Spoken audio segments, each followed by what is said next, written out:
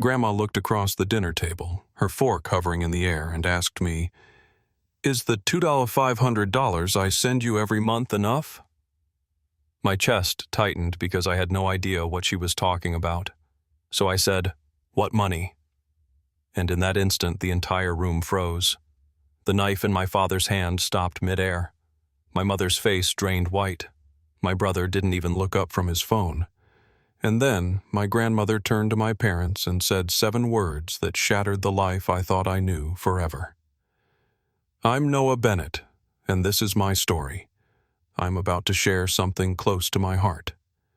But before I do, can you say hi in the comments or tell me where you're from? I love hearing how far my story reach. It's always good to know I'm not alone in this. Thank you. And now, let me tell you everything. And if you find my story worth hearing, please consider subscribing to this channel.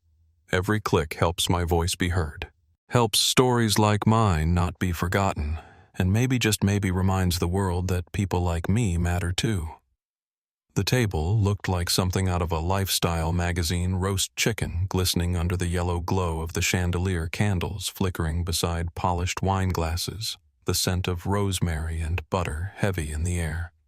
My mother Linda had orchestrated every detail as if the Bennetts were the picture of perfection. My father Robert tried on his smile like a suit that never quite fit. My brother Derek barely looked up from his phone. And me, Noah, 31 years old and still somehow the background character at my own family's table, sat at the far end, small in a room that wasn't supposed to make me feel that way. I had one goal: get through the night quietly. No sparks, no tension, just swallow the food, fake the pleasantries, and hope the ticking clock on the wall would hurry us toward the end. Then Evelyn, my grandmother, broke the script. She had brought her famous apple pie and that old leather notebook she carried everywhere. But when she spoke, her voice cut through the air sharper than the carving knife in my father's hand. "Noah," she asked, evenly, almost casually, "is the $2,500 I send you every month enough?" The fork nearly slipped from my hand. Heat flushed through my chest. "What money?" I asked before I could stop myself. Silence thundered in its place. My father's knife froze mid-slice suspended over the chicken. My mother's spoon clattered against the bowl. Derek smirked as if he'd been waiting for this train wreck to happen. Grandma's eyes swept across the table, lingering on each of them before returning to me, and then she turned fully to my parents. Her voice was calm, but each word landed like a blow. "Where did my grandson's money go?" The room tilted. My heart pounded so hard I thought everyone could hear it. Betrayal settled like ice in my bones. My mother scrambled for words, muttering something about family expenses. My father wouldn't meet my eyes. Derek shrugged, scrolling as if none of this mattered. In that moment, I knew the hardships I'd swallowed: late-night shifts, worn-out clothes, second-hand textbooks weren't just bad luck. Someone had stolen what was meant for me. The roast chicken cooled on its platter. The candles still burned, but the illusion of warmth had collapsed. I heard only the steady tick of the clock counting down to a reckoning none of us could avoid. After dinner, Grandma touched my arm and guided me down the dim hallway. The smell of her apple pie lingered faintly, a comfort against the storm in my chest.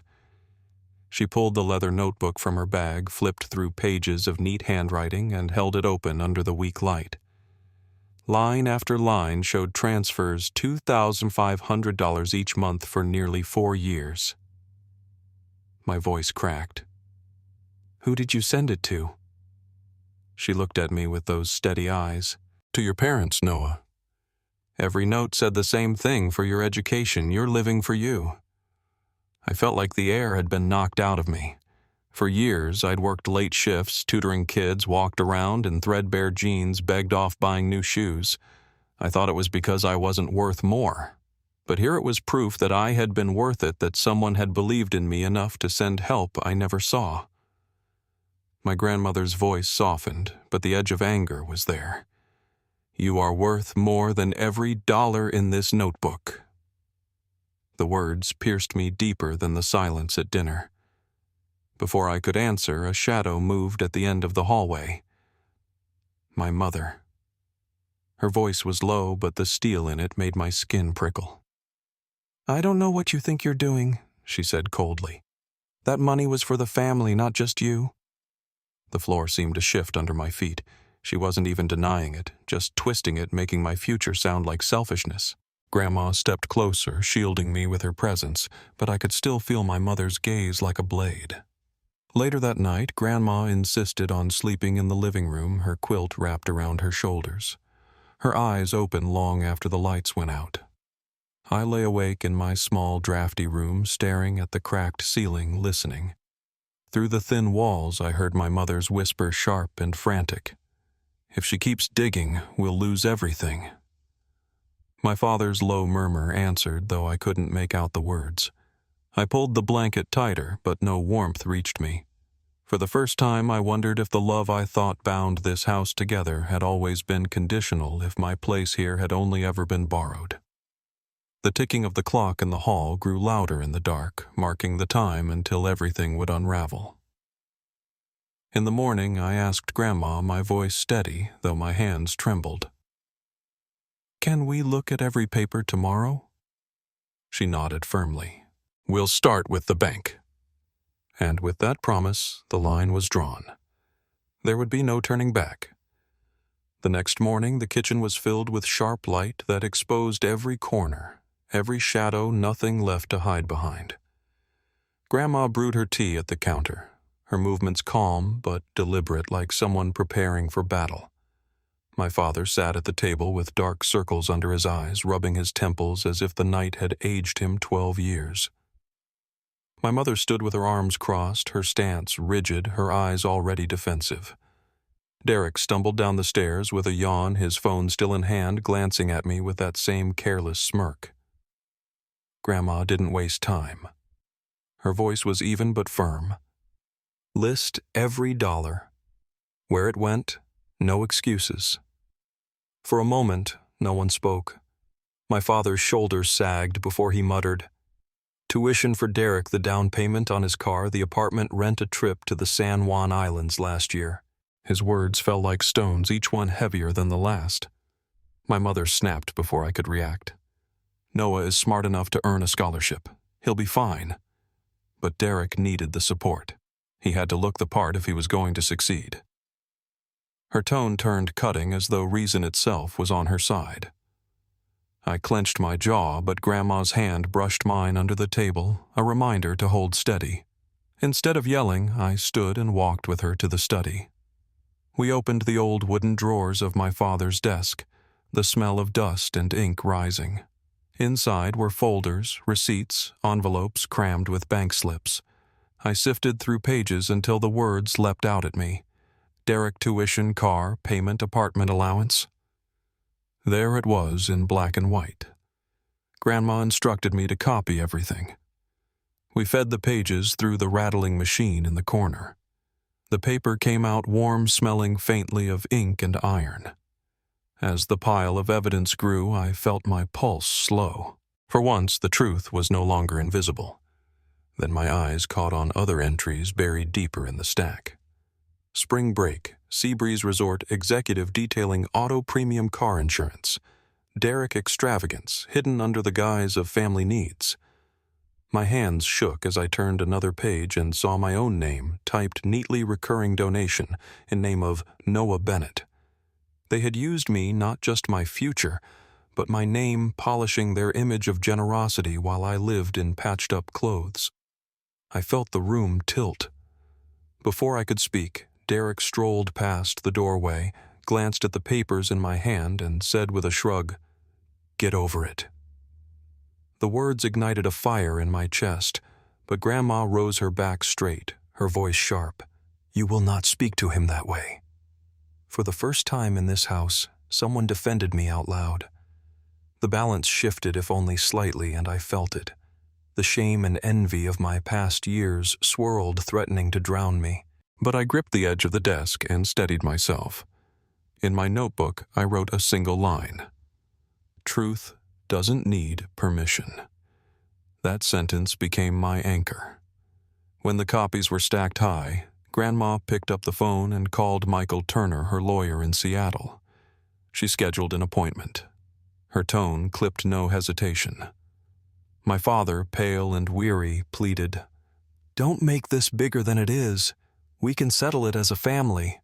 My mother snapped, "You'll tear this family apart, Noah." I looked at them at the wreckage of their excuses and answered quietly, "If the truth tears it apart, then it was already broken." My phone buzzed on the desk. A message from Derek lit the screen. "Come home now. We need to talk." I met Grandma's eyes. We both knew this wasn't over. It was only about to escalate. The drive to Seattle was silent, the hum of the tires on the highway the only sound. I sat beside Grandma, clutching the folder of documents, every copy of weapon we hadn't known we'd need. By the time we stepped into Michael Turner's office, my stomach was in knots. The room smelled faintly of polished wood and lemon oil. Tall shelves lined the walls, heavy with law books. Light streamed through the blinds, harsh and cold. Mr. Turner greeted us with a firm handshake and ushered us to sit. He adjusted his glasses and began leafing through the stack of papers. Minutes stretched. He read line after line, sometimes pausing, sometimes scribbling notes. Finally, he looked up, his voice steady. "This is misuse of funds, clear as day. If you want to pursue it, this could fall under fraud. Charges can be filed." The words hit me with equal parts relief and dread. Fraud. My own parents. My chest ached with the weight of it. Grandma's hand rested on mine, grounding me. Turner continued, "You have every right to demand repayment restitution, but you should know once this becomes public it won't be quiet. The family will fracture in ways that cannot be undone." I nodded slowly, torn between fear and the undeniable pull of justice. Then his pen tapped against one line on the statement. "This here recurring donations listed under the name of Noah Bennett. These were never authorized by you, correct?" I leaned forward, reading the words again. Anger burning in my throat. My name tied to charitable giving I had never made. They hadn't just stolen from me. They had painted me as their mask of virtue. While I sat in freezing rooms and ate leftovers, they polished their reputation on my back. The bile rose in my throat. Grandma's jaw tightened. They used his name to pretend they were honorable while stripping him of his future. She said, her voice sharp as a blade. Before I could respond, my phone buzzed in my pocket. A message from Derek flashed on the screen. "Come home now. We need to talk." I stared at it, torn. Part of me knew this was a trap, another performance where I'd be cornered and blamed. But another part of me, the part that had survived years of silence, wanted the confrontation, wanted to look him in the eye, and refused to shrink. I slid the phone back into my pocket, my pulse quickening. "We'll go back," I told Grandma not to yield to face it. She studied me, then nodded resolve matching mine. "We'll bring the copies. Let them know we're not afraid." As we left Michael Turner's office, the weight of the folder pressed against my arm, heavier than any burden I'd carried, yet strangely lighter, too. For the first time, I wasn't just bracing for survival. I was preparing to fight. The highway stretched back toward Maple Glen, the town where everything had begun and where everything was about to change. I could already feel the battle lines forming. This time I would not stay silent. The house looked different in the late afternoon glow, as if the setting sun itself was exposing cracks that had always been there. Golden light filtered through the blinds, casting bars across the living room, where we all stood like prisoners of our own making. My father sat slumped in his chair, silent, his drink untouched on the table. My mother stood at the door as though guarding it. Her shoulders stiff, her jaw set. Derek leaned against the staircase with his arms folded, smirking like he owned the place. I set the folder down on the table and opened it, my hands steady though my chest burned. One by one, I read the statements aloud. Car payment, apartment allowance, premium insurance, spring break at Seabreeze Resort. My voice cut through the silence louder with each word. Every dollar meant for me was spent on Derek. Grandma's voice followed mine, sharp and unwavering. This money was Noah's. You stole from him to indulge your other son. Derek let out a laugh, a dry, cruel sound. Yeah, I knew it came from Grandma, but I figured it was for all of us. And honestly, I deserved it more.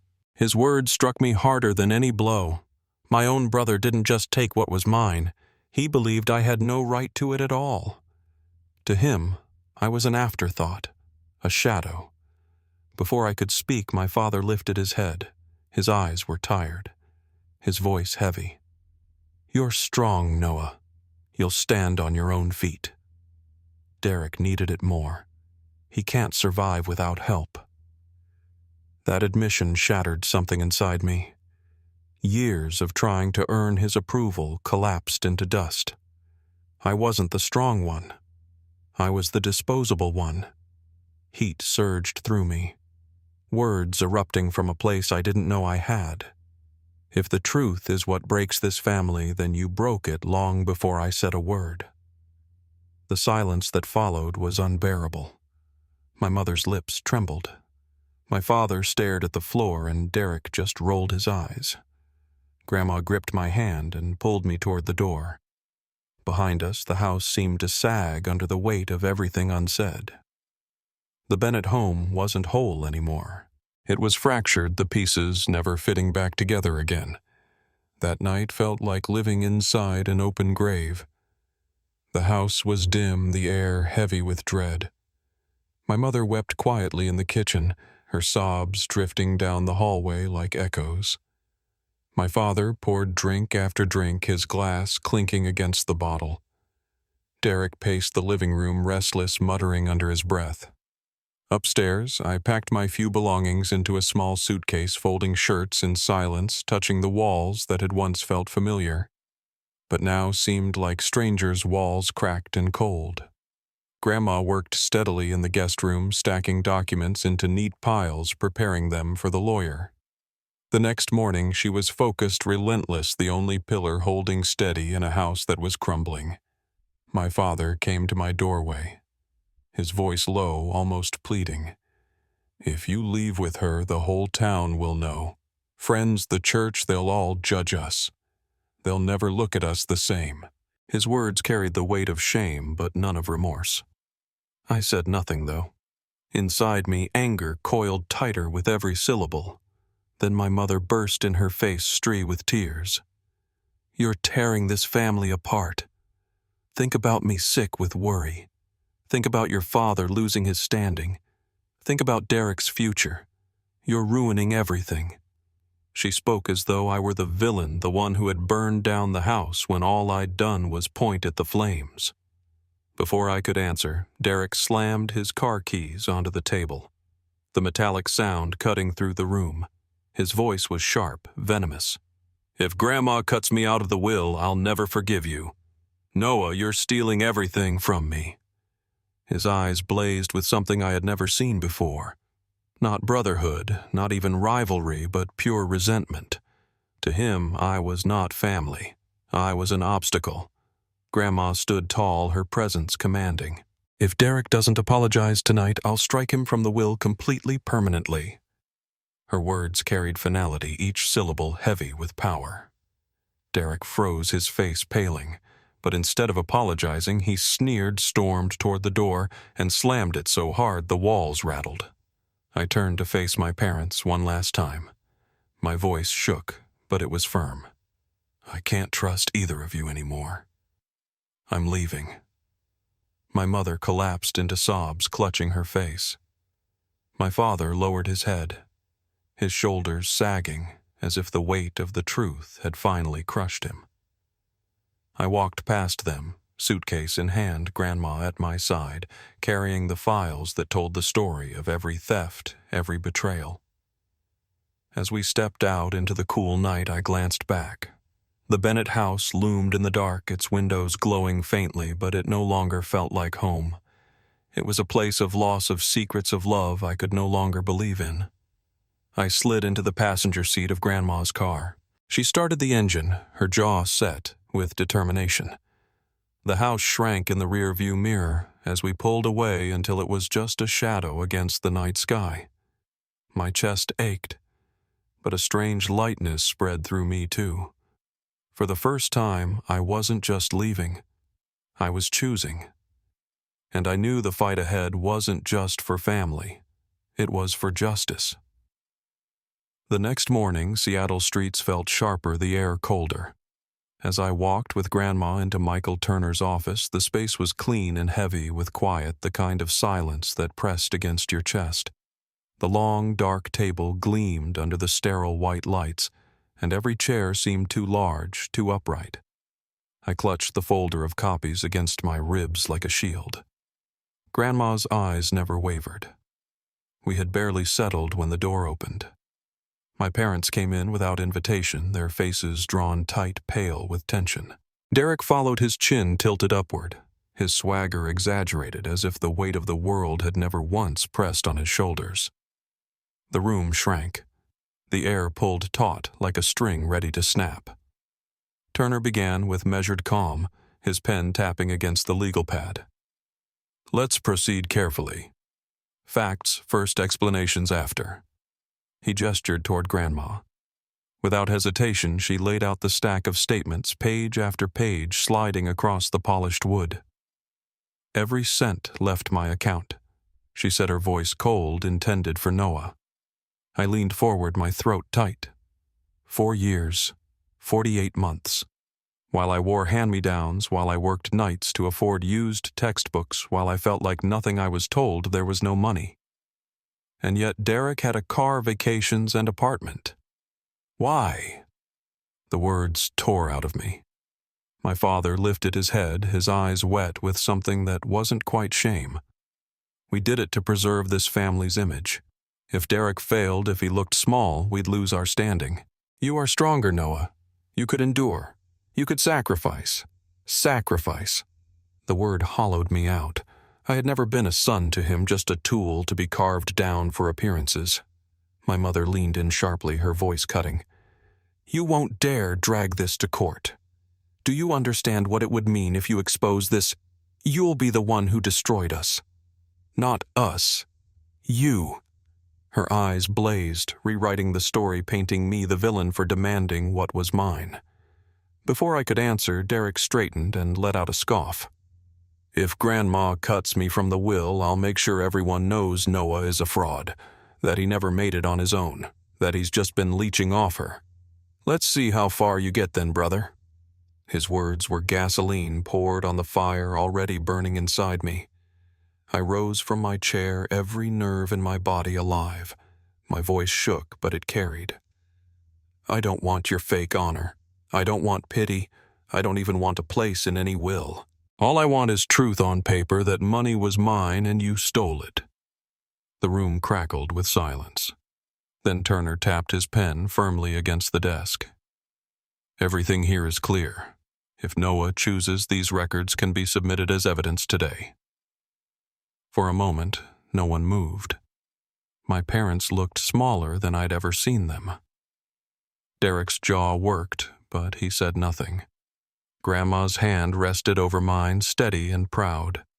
In her eyes, I saw no pity, only fierce certainty. I realized then that I had crossed a line I could never uncross. I was no longer the quiet son in the shadows. I was standing on my own ground. The following morning, the air in Maple Glen carried the crispness of beginnings. Sunlight slipped through Grandma's kitchen curtains, casting golden stripes across the table where the smell of cinnamon and apples lingered. My suitcase sat by the door, small but heavy with the weight of a lifetime. Today, I would leave this town behind and move into her home, no longer tethered to the wreckage of my parents' choices. I folded the last of my clothes when a knock rattled the doorframe. My mother stood there, her eyes swollen, her voice trembling. Noah, don't do this. Don't ruin the family. Please, come home. Behind her, my father lingered on the porch, his silence louder than any plea. His shoulders slouched in quiet defeat. I steadied my breath. The family was ruined when you stole from your own son. This isn't my doing. It's yours. Her hands reached out, desperate bargaining. We'll pay some of it back slowly. Just don't take it further. Don't shame us. And there it was, the truth laid bare. Not remorse, not love, just fear of humiliation. My phone buzzed in my pocket. A message from Derek. You've taken everything from me, but you'll never succeed. You'll always be my shadow. I stared at the words for a long moment before pressing delete. His poison no longer had a place in me. Grandma appeared behind me, her presence filling the doorway. She looked at my parents with steel in her voice. From this day on, Noah lives with me. His future will no longer be bound by your greed. And hear me now. If you ever try to harm him again, I will use every means the law provides. Her words landed like a final judgment. My mother collapsed into tears. My father lowered his head, saying nothing, and I stepped past them, suitcase in hand, feeling a strange mix of sorrow and relief. That night, safe in Grandma's home, I spread out the college brochures I'd once hidden away, too ashamed to hope for. With the documents beside me, I filled out applications, my hand steady as I wrote my name. In my journal, I wrote a single line. This life belongs to me. No one can take it back. Days later, I sat in a small cafe in town, the morning sun pouring through the window as I signed my graduate program enrollment form. I looked at my reflection in the glass, tired, scarred, but smiling. For the first time, I wasn't living in the shadows. The Bennett family still existed somewhere in Maple Glen, fractured and raw.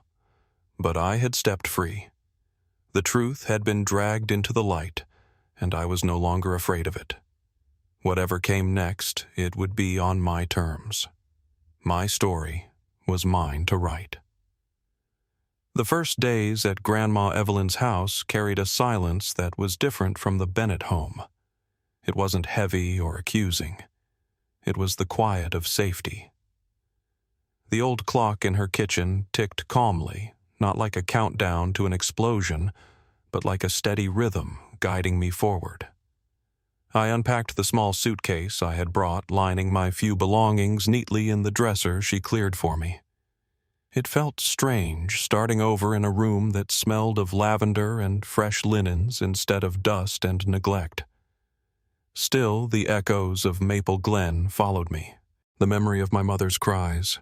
My father's bowed head and Derek's threats haunted the edges of my sleep.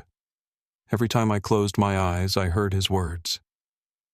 You'll always be my shadow. They rattled in my chest like loose stones.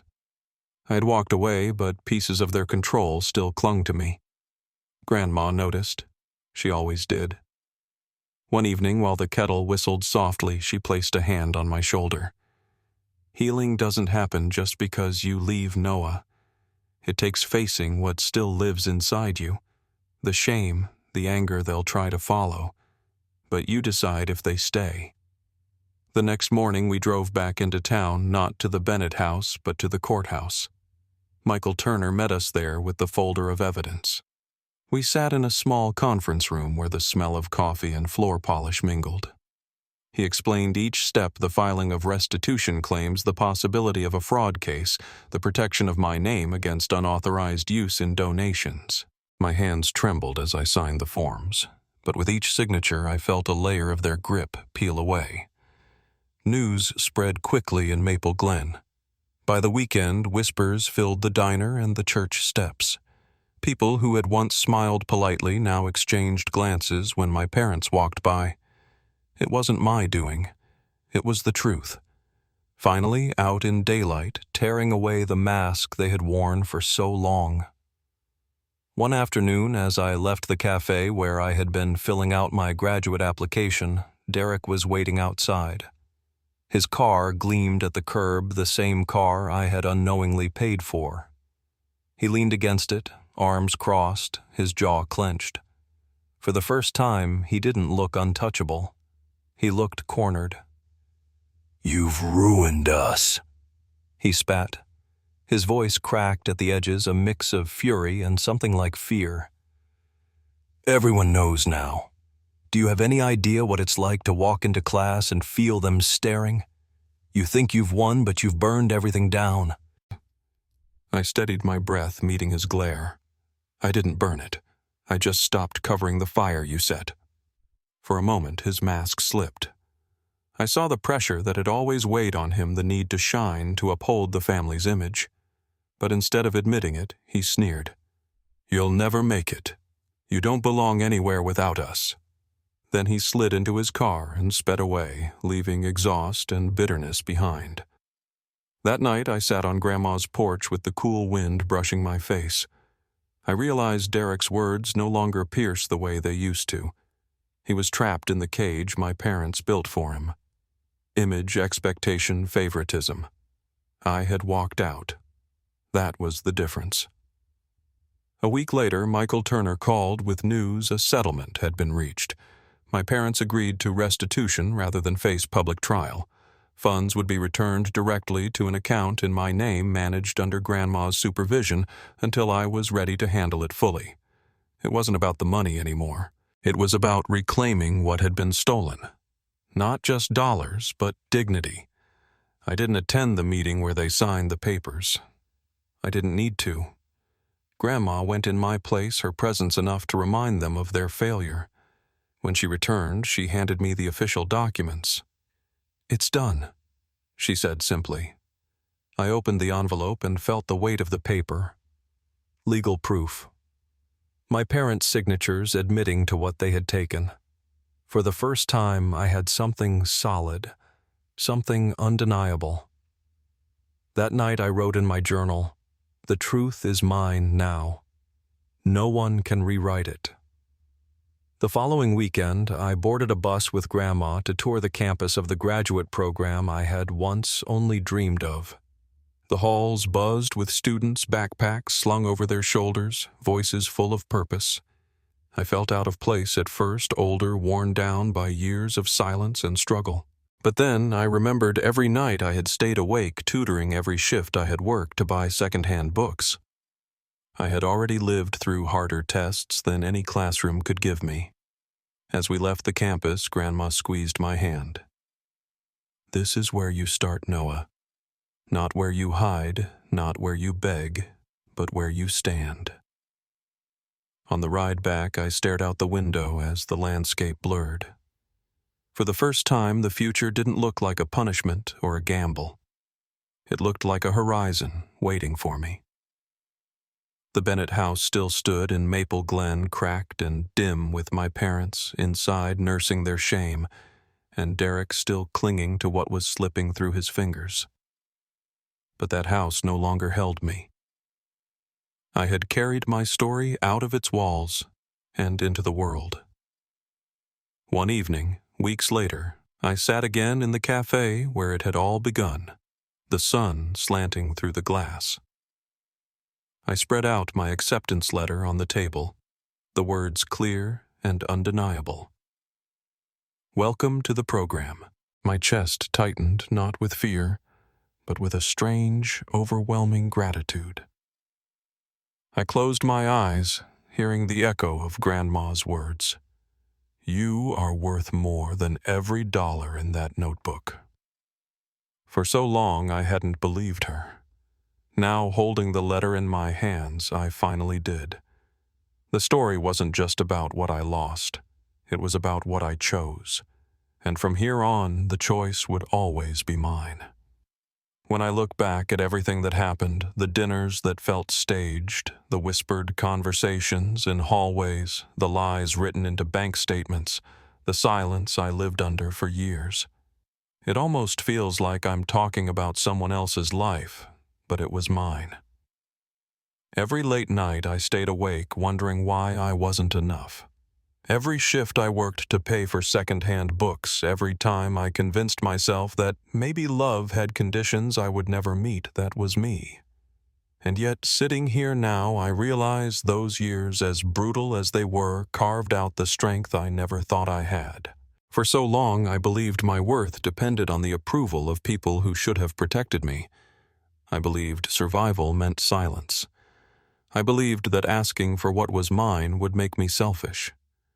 But the moment I said what money at that dinner table, something cracked open. I didn't know it then, but that was the first time I allowed myself to demand the truth. From there, step by step, I learned that truth is not the enemy of family, lies are. Truth doesn't break what's whole. It only reveals what was already broken. Walking away from my parents' house was not just leaving a place. It was leaving behind the weight of expectations that had chained me for years. It was stepping into a life where I could choose for myself, not live as someone else's sacrifice. It hurt. It still does. But freedom often begins with pain. I think about my grandmother, often the way she stood taller than anyone in that house, the way her leather notebook became my lifeline. She reminded me that being loved isn't about being useful, and that dignity is worth protecting even if it costs comfort. Her courage gave me a foundation to rebuild on. If you've ever felt like the invisible one in your own family, the forgotten child, the scapegoat, then maybe you'll understand the fire her words lit in me. You are worth more than every dollar in that notebook. I carry that sentence with me every single day. And maybe you're here listening because part of you has lived something similar. Maybe not the stolen money, maybe not the favoritism as stark as mine, but the quiet ache of being overlooked, the sting of being told to sacrifice while others are celebrated. If so, I want to tell you this. You are not wrong for wanting fairness. You are not selfish for needing to be seen.